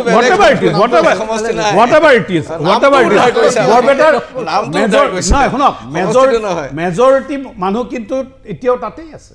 মেজৰিটি মানুহ বৰপেটাৰ সমষ্টিত যিটো বৰপেটা হয় 25% 30% ইফাল হৈছে এইটো প্ৰায়বোৰ সমষ্টিতে হৈছে নোহোৱা নহয় গুৱাহাটীৰ পৰা কিছু কাট কৈছে ডিলিমিটেশ্যনত এইটো হৈছে কিন্তু মেজৰিটিটো হৈছে গতিকে আমি বৰপেটা সমষ্টিয়ে বুলি ক'ব লাগিব গতিকে এই কথাবিলাকৰ আমি এখন হেৰুৱালোঁ দুখন আমি উদ্ধাৰ কৰিলোঁ এই কথাবিলাক কিয় নকয় আজি অসমৰ জনসাধাৰণে আপোনাক ৰখাব লাগিব ৰ'ব আপুনি আৰু অখিল গগৈৰ মাজত ডায়লগ হৈ থাকিলে নহ'ব মই শান্তনু বৰঠাকুৰৰ ওচৰলৈ আহিব খুজিছোঁ এটা সাংঘাতিক ইণ্ডিকেশ্যন বৰ্ণালী ফুকনেও দিছে আৰু অখিল গগৈও দিছে কৈছে যে মোদী এইবাৰ প্ৰধানমন্ত্ৰী হ'ব নোৱাৰে মোদী অকণমান সময় হয়তো আহিছে যদিও মই নাজানো PCR নৰেন্দ্ৰ মোদী ডাঙৰীয়া বিজেপিৰ সদৰলৈ আহিছে নেকি অহা নাই যদি আহে আমাক অনুগ্ৰহ কৰি তেওঁৰ ভাষণটো শুনাব আমি শুনিম নৰেন্দ্ৰ মোদী এতিয়া বিজেপিৰ সদৰলৈ অহাৰ কথা আছিলে কিন্তু এতিয়া 8:30 বাজিলে 7টা বজাত অহাৰ কথা আছিলে এতিয়ালৈকে অহা নাই শান্তনু বৰঠাকুৰ আপুনি কি ধৰণে লৈছে কথা চাওক এটা কথা যে আপুনি এটা কথা মন কৰিব যে যোৱাবাৰ 2019 যেতিয়া নিৰ্বাচন হৈ গৈছিল লোকসভা নিৰ্বাচন ঠিক 2:30 বজাৰ ভিতৰত অমিত শ্বাহে আহি আপোনাৰ সংবাদ মাধ্যমক সম্বোধন কৰিছিল তাৰপিছত গধূলিলৈ আমি দেখা পাইছিলোঁ যে নৰেন্দ্ৰ মোদীয়ে কেনেকৈ প্ৰধানমন্ত্ৰী ডাঙৰীয়া কেনেকৈ আহি পেলাই আপোনাৰ কাৰ্যালয়লৈ আহিছিল এতিয়া আপোনাৰ কথাটো মন কৰিব যে আজি নিৰ্বাচন হৈ যোৱাৰ পিছত এইটো এটা খুব লক্ষণীয় কথা যে এই মুহূৰ্তলৈকে ভাৰতীয় জনতা পাৰ্টীৰ শাসক দলৰ কোনো এজন শীৰ্ষস্থানীয় নেতাই চৰকাৰীভাৱে আনুষ্ঠানিকভাৱে আপোনাৰ সংবাদমেল পাতি যি ধৰক কংগ্ৰেছৰ দুই নেতাই আহি তিনি নেতাই আহি স্মৃতি ইৰাণী সেইটো একদম হেৰি কিন্তু প্ৰধানমন্ত্ৰী গৃহমন্ত্ৰী সভাপতি এই ধৰণৰ কোনেও আহি পেলাই এই মুহূৰ্তলৈকে আপোনাৰ সংবাদমেলত আহি তেওঁলোকৰ নিজৰ স্থিতি স্পষ্ট কৰা নাই যে কেনেকৈ আপোনাৰ কেতিয়া শপত গ্ৰহণ কৰিব কি ধৰণে হ'ব আপোনাৰ প্ৰধানমন্ত্ৰী সন্ধিয়া প্ৰধানমন্ত্ৰী 6 বজাৰ পৰা আপোনাৰ কালিলৈকে 6 বজাৰ পৰা আপোনাৰ এটা ৰাজপথত এটা সমদল কৰাৰ কথা আছিল ৰোড শ্ব' মোদীজী আহি ভাষণ দি আছে PCR মোদীজী ভাষণ দি আছে বুলি আমাক জানিব পাৰিছোঁ অনুগ্ৰহ কৰি সেইটো আমাক দেখুৱাব যদি আহিব আমাক জনাব ৰোড শ্ব' কৰাৰ কথা আছিল কিন্তু আমি দেখা পাইছোঁ যে ঠিক সেইখিনি সময়ত তেতিয়ালৈকে যি ধৰণৰ ঘটনা ঘটিব লাগিছিল যদি তেওঁলোকে বিজয়ত ইমান উৎসাহী হ'লহেঁতেন তেতিয়াহ'লে আপোনাৰ এইবোৰ কথা কাম কৰিলেহেঁতেন গতিকে মই ভাবোঁ যে আজিৰ ৰাজনীতিত আজিৰ তাৰিখত ক'ত কি হ'ব কোনেও একো ক'ব নোৱাৰে এনেকুৱা কথা নহয় যে বিজেপিৰ দলৰ ভিতৰত মোদীৰ বিপক্ষে যেনেকৈ প্ৰত্যেকটো দলতে বিভিন্ন নেতা আৰু উপদলীয় গোট থাকে যিবিলাকে হয়তো আজিৰ তাৰিখত আপোনাৰ মোদী আৰু অমিত শ্বাহ শক্তিশালী হৈ থকাৰ কাৰণে নিজে আপোনাৰ এছাৰ্ট কৰিব পৰা নাছিল তেনেকুৱা নেতাই যে এছাৰ্ট কৰিবলৈ চেষ্টা নকৰিব RSSে কেনেকুৱা ভূমিকা পালন কৰিব এইটো গুৰুত্বপূৰ্ণ কাৰণ এইবাৰ বাৰে বাৰে বহুতে কৈ আছে এইটো মই নাজানো তেখেতসকলে বেছি ভালকৈ জানিব যে RSSৰ ভিতৰৰ পৰা মোদীক বা বিজেপিক সহায় কৰা নাই আৰু JP নড্ডাৰ দৰে নেতাই কৈছে যে আমাক আৰু এতিয়া RSSৰ প্ৰয়োজন নাই অটল বিহাৰী বাজপেয়ীৰ দিনত দুৰ্বল আছিল গতিকে RSSক লাগিছিল এনেকুৱা ধৰণৰ কথা কৈছে গতিকে সেইবিলাকে মই ভাবোঁ যে কিছুমান ইণ্ডিকেশ্যন আমাক দিছে গতিকে পৰৱৰ্তী সময়ত আগন্তুক দিনবিলাকত এই ধৰণৰ নেতাই বা আজি আপোনাৰ এটা বাতৰি আহিছোঁ যে ইতিমধ্যে নাগপুৰত RSSৰ মুৰব্বীৰ লগত কথা পাতিছে নীতিন গাডকাৰীয়ে গতিকে এনেকুৱা এটা পৰিস্থিতিত মই ভাবোঁ যে কোনো সম্ভাৱনাক নুই কৰিব নোৱাৰে ধন্যবাদ মই বৰ্ণালী ফুকনৰ ওচৰলৈ যাব খুজিছোঁ আপুনি কিবা ক'ব খুজিছিলে প্ৰসংগত আচলতে চাওক এতিয়া মোদী ডাঙৰীয়া প্ৰধানমন্ত্ৰী হ'ব বুলি কৈ আছে তেওঁলোকে কিন্তু নিশ্চিতভাৱে ক'ব নোৱাৰে কাৰণ এই মোদী ডাঙৰীয়া প্ৰধানমন্ত্ৰী হৈ থাকোঁতে যিটো তেওঁ এটা ৰুল আনিছিলে যে আমাৰ LK আদবানী সকলো তেওঁলোকক যে আঁতৰাই দিবলৈ বয়োজ্যেষ্ঠসকলক যে ৭৫ বছৰৰ পিছত প্ৰধানমন্ত্ৰী আৰু হ'ব নোৱাৰে গতিকে তেওঁতো এবাৰ ৭৫ বছৰ হ'বই সেইটো এতিয়া অহা বছৰলৈ ৭৫ নাই এতিয়া নাই হ'বগে এইকিনতে হ'ব অহা বছৰ হ'ব গতিকে এইটো যদিহে তেওঁ সাৰ্টিফিকেট জাল কৰা নাই যদিহে এই সাৰ্টিফিকেটত থাকি দিয়া নাই তেখেতৰ যিহেতু এডুকেশ্যনেল সাৰ্টিফিকেট খিনিও জালি গতিকে তেওঁ ডাঙৰীয়া শুনক এক মিনিট আপুনি এনেকৈ নকৰিব ৰাইজে অলৰেডি আপোনালোকক মুখ থেকে দিছে দেখা নাই জানো কেলে নহয় মই প্ৰমাণ দি আছো ইতিমধ্যে আপোনালোকক এই মুহূৰ্তত প্ৰমাণ দি আছো আমাৰ শুনক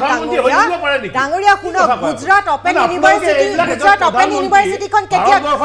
এষ্টাব্লিছ হৈছে গুজৰাট অপেন ইউনিভাৰ্চিটিখন এষ্টাব্লিছ হোৱাৰ আগতে নৰেন্দ্ৰ মোদী ডাঙৰীয়া গুজৰাট অপেন ইউনিভাৰ্চিটিৰ পৰা মাষ্টাৰ কৰা বুলি চাৰ্টিফিকেট আছে গতিকে ডাঙৰীয়া তেওঁ নিজ মুখেদি কৈছে মেটৰ 8ৱি ফেইল হ'ব বুলি তেওঁ নিজ মুখেদি কৈছে এনেকুৱা বডি লেংগুৱেজ নাৰাখিব মই বিজেপি কোৱা নাই ভাৰতবৰ্ষৰ প্ৰধানমন্ত্ৰী হয় তেওঁক আপুনি ডাঙৰীয়া তেখেতে নিজ মুখেদি যে কৈছে ইয়াতে বহি থকা প্ৰতিজনে ক'ব প্ৰপগেণ্ডা কোনে চলাইছে সেই কথা জানে ইমান আপোনালোকৰ এই বডি লেংগুৱেজটোৱে আপোনালোকৰ এই প্ৰধানমন্ত্ৰী তেওঁলোকে হৈ থাকিব দিছে আপোনালোকৰ এই ডাঙৰীয়া এই কথাবিলাক নক'ব আচ্ছা মোক এটা কথা নক'ব আপোনালোকৰ যিসকল বিজেপিৰ মন্ত্ৰীয়ে উচ্চাবাস্য কৰি কৈছে যে গৌৰৱ গগৈ ডাঙৰীয়া জিকিলে ৰাজনীতি ত্যাগ কৰি বুলি পীযুষ হাজৰিকাই যে কৈছিল ক'ত আজি পীযুষ হাজৰিকাই ৰাজনীতি ত্যাগ কৰিলে নে নাই প্ৰধানমন্ত্ৰী চ্যালেঞ্জ কৰি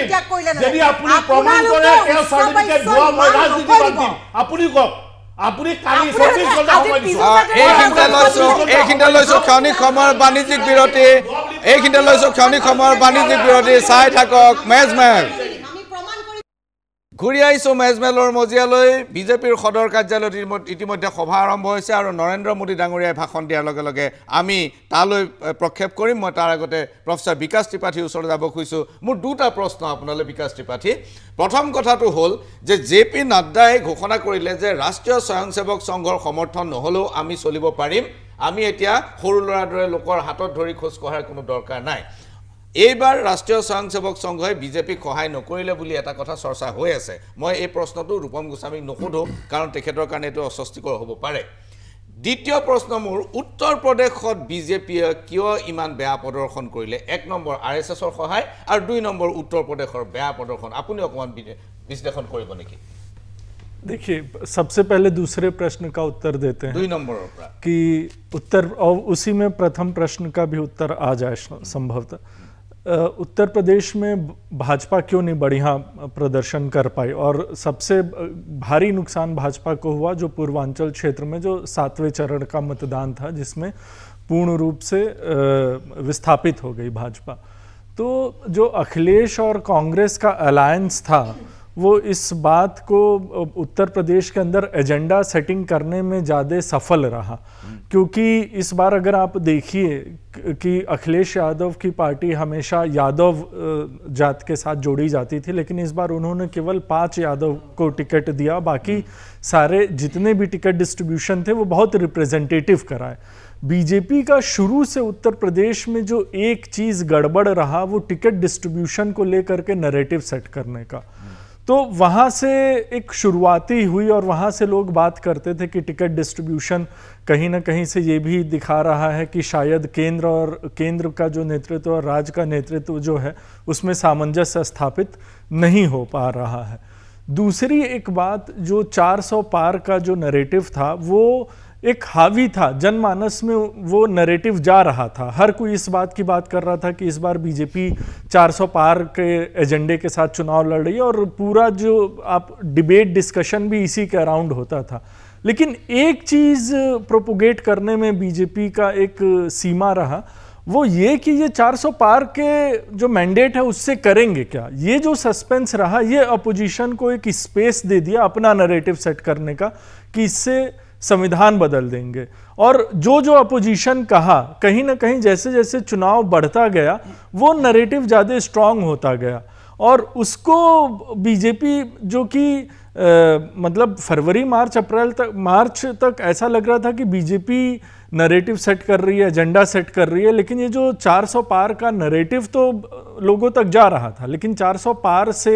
ये करेंगे क्या, इसका नरेटिव फिर जब अपोजिशन सेट करने लगा तो अपोजिशन का अगर आप क्लाउड सेंटिमेंट, इंटरनेट सेंटिमेंट देखेंगे तो चुनाव के दौरान अपोजिशन का ज़्यादा क्लाउड सेंटिमेंट मिल रहा था, उसको ज़्यादा वेटेज मिल रहा था। और इसमें अपोजिशन अब देखिए चुनाव में चाहे गवर्नमेंट हो चाहे अपोजिशन हो, प्रोपेगेंडा सेटिंग में दोनों रहते हैं, तो अपोजिशन अपने नरेटिव को सेट करने में इसमें उत्तर प्रदेश में ख़ास तौर से बहुत सफल रही। जितने और वो इनका टिकट डिस्ट्रीब्यूशन की प्रॉब्लम हुई, एक अलायंस बना, कांग्रेस का बहुत अधिक वोट शेयर नहीं है उत्तर प्रदेश में। अगर आप देखिए इतिहास उठा करके देखिए 1989 के बाद से कांग्रेस का वोट शेयर इतना रहा ही नहीं है। तो ये जो वोट शेयर जुड़ा ये कोई कांग्रेस पार्टी का वोट शेयर नहीं है, ये समाजवादी पार्टी में दलित जो सामाजिक आधार होता था बसपा का, उसका विघटन हुआ, वो सपा में गया, कुछ अपर कास्ट भी टूटा है। तो ये एक बहुत रेनबो सोशल कोलिशन के बेसिस पे एसपी आया है। और जहाँ तक आरएसएस और बीजेपी की बात है, मेरा ये मानना है कि आरएसएस की एजेंडा सेटिंग या नैरेटिव बिल्डिंग में भूमिका रहती है, लेकिन राजनीति में कोई प्रत्यक्ष भूमिका में कभी भी मतलब आरएसएस इस तरह से नहीं दिखता है। अब बैकग्राउंड में कितना रहता है या lot of labour day is to do, बहुत भी काम करते हैं ग्राउंड में, ये मैं देखता हूँ। আচ্ছা মই প্ৰথমতে মই যাব খুজিছোঁ বিকাশ ত্ৰিপাঠীৰ পিছত বৰ্ণালী ফুকনৰ ওচৰত, তাৰপিছত মই আহিম সুনীল ডেকাৰ ওচৰত। বৰ্ণালী ফুকন আপুনি কিবা ক'ব বিচাৰিছিলে? হয় চাওক, কথাটো হৈছে কি এই মানে ডাঙৰীয়া কেইবাবাৰো তেখেতে কৈ আছে, ইণ্টাৰাপ্ট কৰিছে, অকমান আমাকো সময় দিব লাগিব। তেওঁ উত্তৰটো দি লওক। মই এটা চেলেঞ্জ দিছোঁ যে প্ৰধানমন্ত্ৰী যদি চাৰ্টিফিকেটখন ভুৱা 24 ঘণ্টাৰ ভিতৰত তেওঁ প্ৰমাণ কৰিব পাৰে, মই ৰিজাইন দিম, মই ৰাজনীতিৰ পৰা অৱসৰ ল'ম, আৰু যদি নোৱাৰে তেখেতে পাৰিব। এইটো তেওঁ একচেপ্ট কৰে নে নকৰে? এটা কথাটো হৈছে, এতিয়া চাওক প্ৰধানমন্ত্ৰী ডাঙৰীয়াৰ চাৰ্টিফিকেটখনত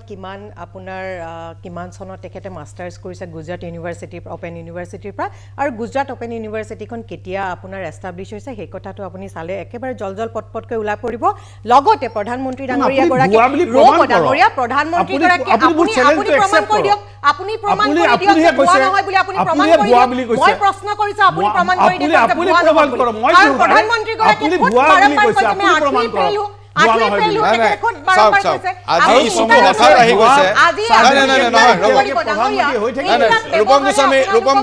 ৰূপম গোস্বামী বৰ্ণালী ফুকন ৰ'ব। আজি হঠাৎ ইছ্যুটো আহি গৈছে, আমি দৰকাৰ পৰিলে প্ৰধানমন্ত্ৰীৰ চাৰ্টিফিকেটৰ ওপৰত আমি বেলেগে আকৌ আলোচনা কৰিম, কাৰণ ছাবজেক্টটো জানিবলৈ মোৰো মন আছে। এণ্টায়াৰ পলিটিকেল চায়েন্স বুলি শুনিছোঁ, বিকাশ ত্ৰিপাঠী পলিটিকেল চায়েন্সৰ প্ৰফেচাৰ, গতিকে আমি পিছত এইটো আলোচনা কৰিম। মই প্ৰথমতে যাব খুজিছোঁ এতিয়া সুনীল ডেকাৰ ওচৰলৈ। মই আচলতে ক'ব খুজিছিলে কিবা বেলেগ এটা,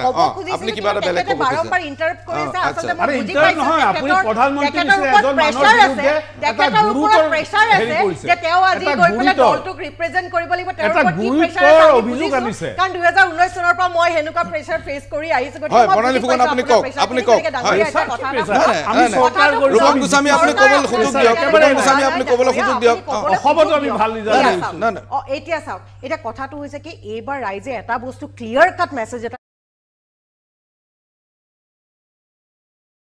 দিছে যে দম্ভ মৰা গৰ্ব কৰা এইবিলাকক নচাত কৰিছে। ইতিমধ্যে অসমৰ ৰাইজে দেখিছে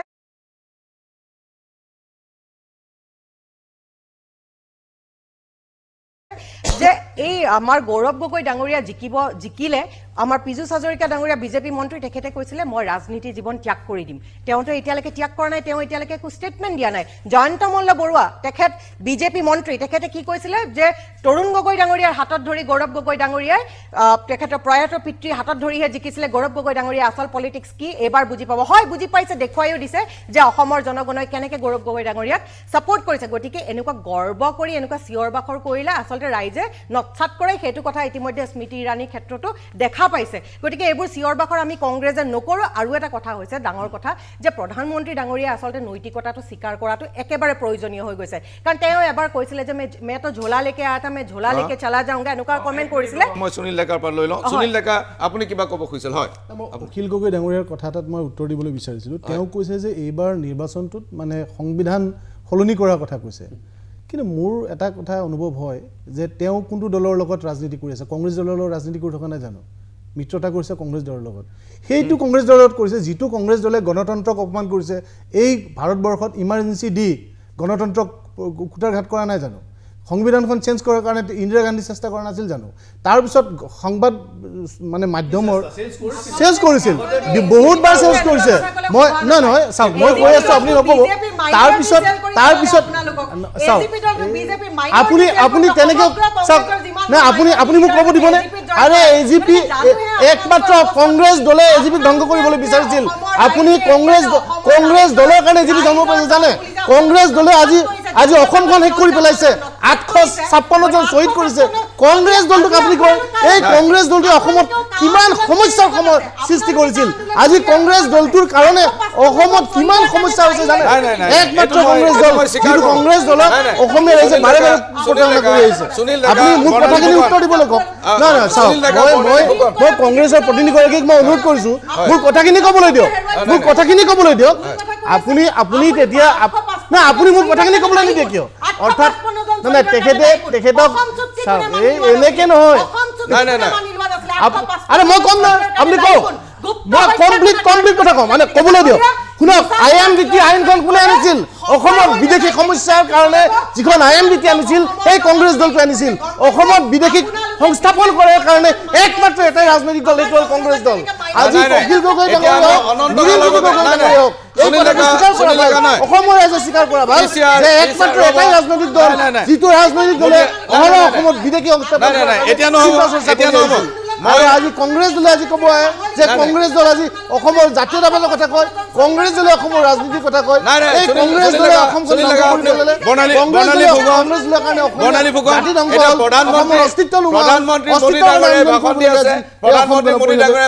সুনীল ডেকা মই মানি লৈছো কংগ্ৰেছ দলে যথেষ্ট সমস্যাৰ সৃষ্টি কৰিছিল সংবিধান সংশোধন কৰিছিল ইমাৰ্জেঞ্চি দিছিল সব মানি লৈছো কিন্তু বিজেপি দলটো বৰ্তমান চলি আছে 25-30 বছৰ কংগ্ৰেছ কৰা মানুহবোৰৰ ওপৰত গতিকে ফটকে এতিয়া কংগ্ৰেছক বিৰোধিতা কৰিবলৈও দিগদাৰ আৰু বিজেপিৰ মাজতে এটা উলম্ব বিভাজন আছে এতিয়া মই প্ৰধানমন্ত্ৰী মোদী ডাঙৰীয়াই ভাষণ দি আছে আৰু প্ৰধানমন্ত্ৰী মোদী ডাঙৰীয়াৰ ভাষণ আমি এতিয়া শুনিম এইখিনিতে আমি মেজমেলৰ পৰা ক্ষণিক সময়ৰ বিৰতি ল'ব লাগিব এয়া প্ৰধানমন্ত্ৰী নৰেন্দ্ৰ মোদী বিজেপিৰ সদৰ কাৰ্যালয়ত নতুন দিল্লীত मतदान कर्मी 55 लाख वोटिंग मशीनें हर कर्मचारी ने इतनी प्रचंड गर्मी में अपने दायित्व को बखूबी निभाया हमारे सुरक्षा कर्मियों ने अपने कर्तव्य भाव का शानदार परिचय दिया भारत के चुनाव प्रोसेस चुनाव के इस पूरे सिस्टम और चुनाव प्रक्रिया की क्रेडिबिलिटी पर हर भारतीय को गर्व है इस स्केल पर चुनाव का इस एफिशिएंसी के साथ चुनाव का दुनिया में कहीं कोई उदाहरण नहीं है और मैं देशवासियों को कहूंगा मैं इन्फ्लुएंसर्स को कहूंगा मैं ओपिनियन मेकर्स को कहूंगा कि भारत की लोकतंत्र में ये चुनावी प्रक्रिया की ताकत है एफिशिएंसी है ये अपने आप में बहुत बड़ा गौरव का विषय है भारत की पहचान को 4 चांद लगाने वाली बात है और ऐसे जो भी लोग हैं जो दुनिया में अपनी बात पहुंचा सकते हैं उन सबसे मैं आग्रह करूंगा कि भारत के लोकतंत्र के इस सामर्थ्य को विश्व के सामने बड़े गर्व के साथ हमें प्रस्तुत करना चाहिए इस बार भी भारत में जितने लोगों ने मतदान किया वो अनेक बड़े लोकतांत्रिक देशों की कुल आबादी से भी ज्यादा है। जम्मू कश्मीर के मतदाताओं ने इस चुनाव में रिकॉर्ड वोटिंग कर প্ৰিয় দৰ্শক প্ৰধানমন্ত্ৰী মোদী ডাঙৰীয়াৰ ভাষণ চলি থাকিব আমি আকৌ আপোনালোকক প্ৰধানমন্ত্ৰী মোদী ডাঙৰীয়াৰ ভাষণ আমি শুনাম মই অন্তিম ৰাউণ্ড একেবাৰে শেষত মই প্ৰত্যেকজন ব্যক্তিক মই এইটো সুধিব খুজিছোঁ এটা কথা মই বৰ নিজে আচৰিত হৈছোঁ আৰু অলপ লজ্জিতও হৈছোঁ এই যে 1 তাৰিখৰ দিনাখন যিবোৰ এক্সিট পোল ওলাল আগে পিছে এক্সিট পোলবোৰ অকমান ওচৰে পাজৰে যায় এইবাৰ এনডিএ এটা exit pole India news D dynamics 371 দিছিল আৰু ইণ্ডিয়াক দিছিল 125 দুখটো ওচৰে চাপা নাই 125 ৰিপাব্লিক ভাৰত তেওঁলোকে দিছিল 353 পৰা 368 আৰু ইণ্ডিয়াক দিছিল 118 পৰা 133 দুখৰ কথাই নাই জন কি বাত তেওঁলোকে দিছিল 362 পৰা 392 এনডিএ আৰু ইণ্ডিয়াক দিছিল 141 পৰা 161 ৰিপাব্লিক পি মাৰ্ক তেওঁলোকে এনডিএক দিছিল 359 আৰু ইণ্ডিয়াক দিছিল 154 এই যে ইণ্ডিয়াই তেওঁলোকে যিখিনি হিচাপ দিছিল তাতকৈ বহুত বেছি আসনত অগ্ৰগতি লাভ কৰিছে আৰু এনডিএ যিটো হিচাপ দিছিল তাতকৈ বহুত কম আসন লাভ কৰিছে এই ঘটনাটো গোটেইবোৰ টেলিভিছন চেনেলত একেলগে বাজি থকা একে ধৰণৰ যিটো এক্সিট পোল আৰু 2 নম্বৰ কথা ঠিক নিৰ্বাচন প্ৰক্ৰিয়া চলি থকাৰ মাজত যি সময়ত আমাৰ দৰে টেলিভিছন চেনেলৰ ওপৰত বিধি ব্যৱস্থা আছে য'ত ইলেকশ্যন কমিছনে আমাক এটা শব্দও ক'বলৈ নিদিয়ে কোন কোট জিকিব কোন কোট হাৰিব কিন্তু প্ৰশান্ত কিশোৰে ইটোৰ পিছত সিটো ইণ্টাৰভিউ দি গৈছে এনডিটিভি টাইমছ নাও ৰিপাব্লিক সবতে ইটোৰ পিছত সিটো ইণ্টাৰভিউ দি গৈছে আৰু সবতে তেওঁ বিজেপিক 303 পৰা ওপৰত যাব বুলি তেওঁ কৈ আছে যে বহুত বেছি ভোট পাব বেংগলত সাংঘাতিক ধৰণৰ ভাল হ'ব মহাৰাষ্ট্ৰত সাংঘাতিক ধৰণৰ ভাল হ'ব উত্তৰ প্ৰদেশ মহাৰাষ্ট্ৰ কোটোৱে বিহাৰ কোটোৱে মেটেৰিয়েল লছ নহয় there will be no material loss at all এই ধৰণৰ ঘটনাটো কি হ'ল আসলতে এইটো এটা স্টেজ মেনেজড কাৰবাৰ এটো কোনোবাই বস্তুটো পৰিকল্পিতভাৱে কৰিছে বিকাশ ত্ৰিপাঠী মই এজনকে খুদিম 1 মিনিট देखिए एग्जिट पोल का जो देश में इतिहास है इससे पहले 2004 का एग्जिट पोल क्वेश्चन मार्क में आए थे उसके बाद 2024 के उसमें आए हैं तो ये सोचने पे विवश करता है जितनी भी एग्जिट पोल की एजेंसियां हैं उसको पुनर्विचार करना चाहिए एग्जिट पोल के टेक्निक पे स्टडी होनी चाहिए लेकिन इसका अर्थ ये नहीं है कि क्योंकि अभी आप मध्य प्रदेश का भी चुनाव देखिए राजस्थान का भी चुनाव देखिए छत्तीसगढ़ का भी चुनाव देखिए कई एग्जिट पोल मध्य प्रदेश के चुनाव को लेकर के गलत साबित हुए थे लगभग 60 to 70% एजेंसीज ने मध्य प्रदेश में कांग्रेस आ रहा है जीता था छत्तीसगढ़ में कहा था कांग्रेस आ रहा है तो ये देखिए ये जो चुनाव है ये मैं कह रहा हूँ ये भारतीय राजनीति के इतिहास में बहुत ही एक्सेप्शनल और रिमार्केबल चुनाव है ऐसा चुनाव अपने आप में इतना एक्सेप्शनल है कि एग्जिट क्योंकि किसी के पूरे जितने भी एग्जिट पोल की एजेंसीज हैं उनको प्रोपोगंडा साबित कर देना इस आर्ग्यूमेंट को बाय कर देना मतलब 1-2 एजेंसी या 3-4 एजेंसी को तो चलिए आप कह सकते हैं लेकिन सारी एजेंसी चुनाव रीड करने में गलत हुई तो क्या इसमें कोई कोल्यूजन था इस चीज़ को मैं बहुत अधिक एग्री नहीं करता क्योंकि स्टेट बाय स्टेट जब बंगाल का भी चुनाव था कई स्टेट में ऐसा हुआ है कि एग्जिट पोल की एजेंसीज गलत होती हैं जो सबसे बड़ा मॉरल लेसन है इस पूरे चुनाव को ड्रॉ करने का वो ये है कि एग्जिट पोल की भी क्रेडिबिलिटी क्वेश्चनेबल है एग्जिट पोल भी गलत हो सकते हैं सुनील डेका एकेबारे खरुके एकेबारे ब्रीफ ना मैं एटू कथा বিচাৰো যে এক্সিট পোলটো কেতিয়াবা ভুল হ'ব পাৰে একো ডাঙৰ কথা নহয় কাৰণ জনসাধাৰণৰ মনৰ কথা অন্তৰৰ কথা কেতিয়াবা এক্সিট পোলৰ যিসকলে সাৰ্ভে লয় স্যাম্পল সাৰ্ভে লয় তাত হয়তো সেই মনৰ কথাটো তেওঁলোকে নক'বও পাৰে গতিকে সেইকাৰণে মোৰ বোধেৰে এইবাৰ ভুল হৈছে আমাৰ বিকাশ ত্ৰিবেদী কোৱাৰ দৰে এনেকুৱা আগৰ ৰাজ্যৰ যিখন নিৰ্বাচন হৈছিল ছত্তীশগড় তাত এক্সিট পল ভুল হৈছিল আৰু 2004 ভুল হৈছিল কেতিয়াবা হৈ যায় কাৰণ এইবাৰ এটা ৱেভ আছিল একেলগে ভুল হৈছে নেকি সব এক্সিট পল একেলগে এটা ৱেভ আছিলে এইবাৰ এটা ৱেভ আছিলে যে মিত্ৰজোঁটৰ বা NDA ভালকে চৰকাৰ কৰিব পাৰিব সেই ৱেভটোত হয়তো এক্সিট পলৰ যিটো চেম্পল ছাৰ্ভে হৈছিল তেওঁলোকে তেনে জনসাধাৰণৰ যিটো মনৰ যিটো মূল কথা সেইটো হয়তো তেওঁলোকে নাপালে শান্তনু বৰঠাকুৰ মই যিটো কথা ভাবো যে আপুনি প্ৰথম কথাটো যিটো কৈছে সেইটো সম্ভৱ যে যোৱা 10 বছৰত আমি ভাৰতবৰ্ষৰ যি ধৰণৰ প্ৰতিষ্ঠানবিলাকক যি ধৰণে ফাংচন কৰা দেখিছো তাত আপোনাৰ এইটো ষ্টেজ মেনেজ হোৱাৰ সম্ভাৱনাটো নুই কৰিব নোৱাৰি নম্বৰ 1 দ্বিতীয় যেটো কথা গুৰুত্বপূৰ্ণ হেতু হল যে যেতিয়া এটা ন্যাশনাল নেৰেটিভ নথকা ইলেকশন হ'ব তেনেকুৱা এটা ইলেকশনত আপোনাৰ সদায় কাষ্ট কমিউনিটি প্ৰেফাৰেন্স আপোনাৰ সাংসদজনৰ আপোনাৰ বিৰুদ্ধে থকা এন্টি ইনকামেন্সি এইবিলাক ফ্যাক্টৰ থাকে বিভিন্ন ফ্যাক্টৰ বিলাকক আপোনাৰ এটা এক্সিট পুলেৰে আপোনাৰ সামৰি লোৱাটো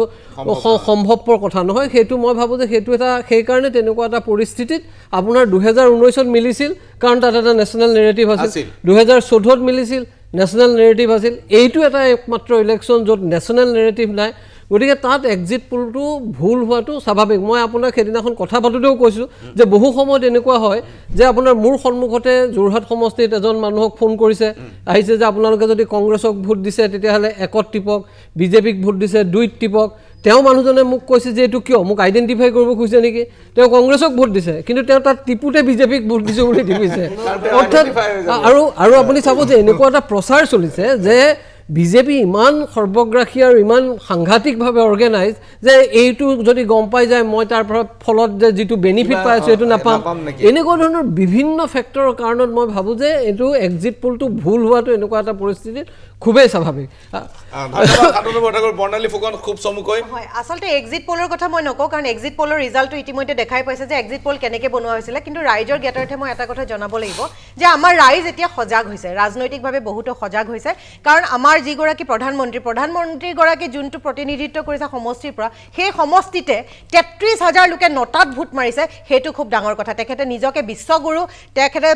সেলফ প্ৰক্লেইমড আপোনাৰ ভগৱান বুলি নিজকে কৈ থাকে কিন্তু তেওঁ মাত্ৰ 1,80,000 হে তেওঁ মাৰ্জিন পালে কিন্তু আমাৰ ৰকিবুল হুছেইন ডাঙৰীয়া আজি 9 লাখ ভোটত তেওঁ জিকিবলৈ সক্ষম হৈছে গতিকে বহুত বেছি মাৰ্জিনৰ জিকিছে গতিকে মই নৰেন্দ্ৰ মোদী ডাঙৰীয়া কথা কৈছো তেখেতে সেলফ প্ৰক্লেইমড ভগৱান গতিকে ৰাইজ এতিয়া সচেতন হৈছে এতিয়া এটা কথা যে তেওঁলোকে এতিয়া আৰু হিন্দু মুছলমান পলাৰাইজেশনৰ নামত তেওঁলোকে ভোট বিচাৰি লাভ নাই ৰাইজে এতিয়া প্ৰকৃত উন্নয়নৰ নামত এবাৰ ভোট দিছে ৰাইজে বিচাৰিছে যে ৰাইজৰ দুখীয়া জনতাৰ উন্নয়ন সাধন হওক ৰূপম গোস্বামী এক্সিট পোলৰ প্ৰসংগত না মই এটা কথা কৈ লওঁ যে প্ৰথম কথা নৰেন্দ্ৰ মোদী ডাঙৰীয়া নিজকে কেতিয়াও ভগৱান বুলি নকয় কৈছে আমি বায়োলজিকেল নহয় বুলি কৈছে তেওঁ এই আপোনালোকে সকলো কথা এটা ইণ্টাৰপ্ৰিটেশ্যন থাকে আপুনি কেনেকৈ ইণ্টাৰপ্ৰিটেশ্যন কৰিছে সেইটো ইম্পৰ্টেণ্ট সেইটো এটা ইম্পৰ্টেণ্ট তেওঁ দেশৰ সেৱক বুলিয়ে কয় আৰু সদায় কয় যে যি এইটো ক্ৰেডিট এইটো ভাৰতবৰ্ষ 140 কোটি জনসাধাৰণৰ বুলি কয় এতিয়া আপোনালোকে এজন মানুহক ক'ব পাৰে আজি বেলেগ এইটো বেলেগ কথা অধিকাৰ আছে আপোনালোকে সেই কথাটো ৰব বৰ্ণালী ফুকন ৰব তেখেতক ক'ব দিয়ক নাই বৰ্ণালী ফুকনে মই কওঁতে বেয়া পাইছিল তেওঁ কিন্তু ক'লে ঠিকে থাকে এইবিলাক আপুনি ৰখাইছে কিন্তু এই এক্সিট পোলটো চাব আজি এই এক্সিট পোলটো যেতিয়া 5খন ৰাজ্যৰ এক্সিট পোল যোৱাবাৰ হৈছিলে 24 ডিচেম্বৰত তেতিয়াওতো চবেই কৈছিলে যে কংগ্ৰেছৰ পক্ষতে আহিছিল এনেকুৱাটো নহয় 60% আহিছিল 60% আহিছিল কাৰণ প্ৰদীপ গুপ্তা মই নিজে চাইছো তেওঁ কৈছিলে তাত বিজেপি আহিব মধ্যপ্ৰদেশত বিজেপি আহিব ৰাজস্থানত বিজেপি আহিব এতিয়া মই আপোনাক কওঁ এই এক্সিট পোলবিলাক বিদেশত সম্ভৱ হয় কিয় বিদেশত মানুহবিলাকে স্পষ্টতাৰে কথাবিলাক কয় আমাৰ ভাৰতবৰ্ষত স্পষ্টতাৰে মানুহে কথাবিলাক নকয় গতিকে মই নাভাবোঁ আৰু ভাৰতবৰ্ষৰ এখন মানে বিশাল দেশ 140 কোটি ইমান চেম্পল কালেকশ্যন কৰা সম্ভৱ নহয় এই চাওক এয়া 10টা এজেন্সি কি ৰাইজে সকলোৱে ভুল কথাই কৈছে নেকি যে সকলো সমান এজেন্সি মোৰ হাতত আছে 13টা এজেন্সি মোৰ হাতত আছে 13টা একে দিছে একে সমানে দিছে গতিকে এটা কথা মই জাষ্ট মই কমপ্লিট কৰি লওঁ 13টা ত্ৰিপাঠী ডাঙৰীয়া খুব সুন্দৰকৈ কৈছে যে 13টা এক্সিট পোলক মেনেজ কৰা সম্ভৱ নহয় কাৰণ ক্ৰেডেন্সিয়েল বুলি এটা তেওঁলোকৰ নিজৰো থাকে এতিয়াৰ পৰা এটা কথা ভাৰতবৰ্ষত আপুনি কি কথা কৈছে ক্ৰেডেন্সিয়েল 13টা সম্ভৱ নহয় কেতিয়াও সম্ভৱ নহয় টেলিভিছন চেনেল মেনেজ কৰি আছে নাজানো মই নাজানো টেলিভিছন চেনেল মেনেজ কৰি আছে আপোনালোক যদি মেনেজ হৈ আছে মেনেজ কৰা নাই কিন্তু আমি জানো কোন মেনেজ হৈ আছে কিন্তু মই এইটো নাজানো 10 বছৰ দেখি আছো এইবিলাক অসম্ভৱ কথা এইবিলাক আৰু শুনক এটা কথা মই কওঁ প্ৰশান্ত ৰাজগুৰু ডাঙৰীয়া ইভিএমৰ কথা আহিছিল ক'ত গ'ল আজি ইভিএম তেওঁলোকে সদায় এটা স্কেম আজিও আমি ভাল ৰিজাল্ট কৰিছোঁ আজি ইভিএমৰ কথা ক'লে হয় না আজিও এটা কথা মই কওঁ আজি শুনক আজি এটা কথা কওঁ আজি অসমত তেওঁ দম্ভালি মাৰি আছে 3খন চিট 3তে আছে দম্ভালি মাৰি আছে এই কৰিব আচৰিত তেওঁলোকে 3খন যোৱাবাৰ আছিল এইবাৰ 3য়ে পাইছে আৰু দম্ভালি মাৰি আছে আচ্ছা এইখিনিতে আমি আমাৰ কাৰ্যসূচীৰ সমাপ্ত হ'বৰ সময় হৈছে প্ৰিয় দৰ্শক মেজমেল চোৱাৰ বাবে মেজমেল আপোনালোকে ইমান সময় আমাক সময় দিয়াৰ বাবে বহুত ধন্যবাদ আৰু আগন্তুক সময়বিলাকত আমি লক্ষ্য ৰাখিম ভাৰতীয় জনগণে ভোট দিছে এনেকৈ ভোট দিছে যে গণতন্ত্ৰৰ মাহাত্য এইটোৱে যে কোনো কাৰণতে কোনো শক্তিয়ে দেশত অতি গুৰুত্বপূৰ্ণ মেজৰ চেঞ্জ কোনো ধৰণৰ আনিব নোৱাৰে যাতে আমি পোৱা সংবিধান গণতন্ত্ৰ জনগণৰ হাততেই থাকে আৰু অক্ষুণ্ণ অৱস্থাত থাকে তাৰ পক্ষৰ ৰায় বুলি বহুতৰ ধাৰণা আমি কাইলৈ পৰহিলৈ এই দুটা দিনত চৰকাৰ গঠনৰ গোটেই প্ৰক্ৰিয়াটোৰ ওপৰত নজৰ ৰাখিম এইখিনিতে আপোনালোকৰ পৰা বিদায় লৈছোঁ নমস্কাৰ